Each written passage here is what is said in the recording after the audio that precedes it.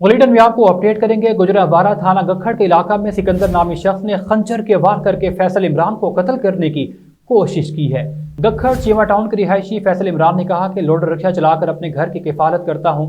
12 फरवरी को रात 8 बजे के करीब मुल्जिमान सिकंदर मुसल्ला खंजर के हमरा दो कस नामालूम जिन्होंने घर के बाहर थड़ा लगाया हुआ था, जैसे ही काम के सिलसिले से घर से निकला तो मुलजिम ने अपने दस्ती खंजर से हमला कर दिया, जिससे वो शदीद जख्मी हो गए। शोर सुनकर फैसल इमरान के अहले खाना और घर में आए मेहमान याकूब भी बाहर गली में आ गए और मुलजिम सिकंदर के दीगर साथियों जिनमें आयशा, इकरा और सीमा ने अपने डंडे सोटे से साइम की फैमिली पर हमला कर दिया।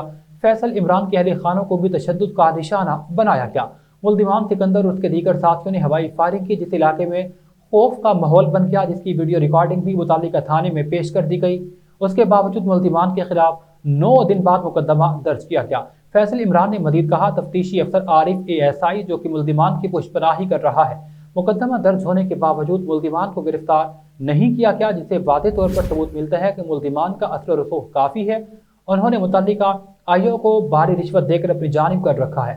फैसल इमरान की वज़ीर आला पंजाब और IG पंजाब RPO गुजरावाला से अपील है कि इंसाफ फराहम किया जाए, तफ्तीशी ऑफिसर आरिफ को नौकरी से बरतरफ किया जाए, मुलजिमान को सख्त सजा देते हुए इंसाफ फराहम करे। वालेकुम सलाम जी। मेरा नाम फैसल इमरान वल्द अब्दुल मजीद, गखड़ मंडी चीमा टाउन ਦਾ। 12/2/2025 ਨੂੰ ਮੈਂ ਘਰੋਂ ਬਾਹਰ ਨਿਕਲਿਆ ਵਾਂ ਤੇ ਸਿਕੰਦਰ ਮੁਗਲ ਨਾਲ ਦੋ ਨਾਮਲੂਮ ਬੰਦੇ ਸਨ। ਉਹ ਮਸਾਲਾ ਖੰਜਰ ਖੜੇ ਸਨ ਤੇ ਮੈਂ ਜਿਉਂ ਹੀ ਬਾਹਰ ਨਿਕਲਿਆ ਉਹਨੇ ਮੇਰੇ ਤੇ ਕਾਤਲ ਨਾਲ ਹਮਲਾ ਕਰ ਦਿੱਤਾ ਤੇ ਮੈਂ ਉੱਥੇ ਸ਼ੋਰ ਪਾ ਦਿੱਤਾ ਬਚਾਓ ਬਚਾਓ ਦਾ ਤੇ ਅਹਿਲੇ ਮਹੱਲਾ ਨੇ ਇਕੱਠਾ ਸਾਨੂੰ ਛੁਡਾ ਦਿੱਤਾ ਤੇ ਉਹ ਖੰਜਰ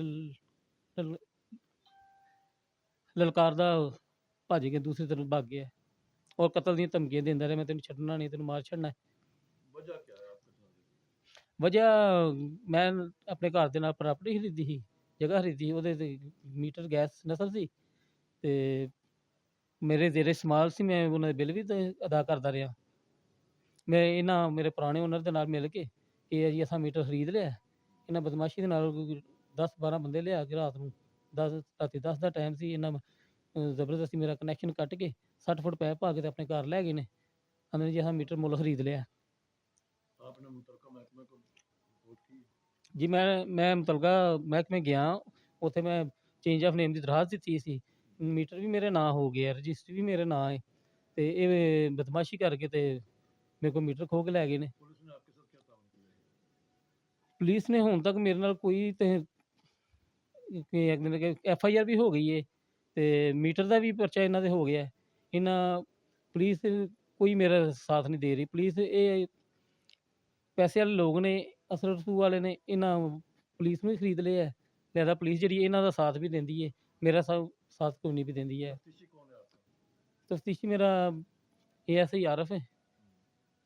आप किससे अपील करना चाहते हैं कि आपको इंसाफ में यकीन है? मैं वज़ीर आला पंजाब, IG पंजाब और गुजरांवाला के आला अफसरान से अपील करता हूँ कि मैं गरीब आदमी हूँ, ये असर रसूख वाले हैं, पैसे वाले हैं, मुझे दाद दरसी दी जाए और इनको गिरफ़्तार किया जाए।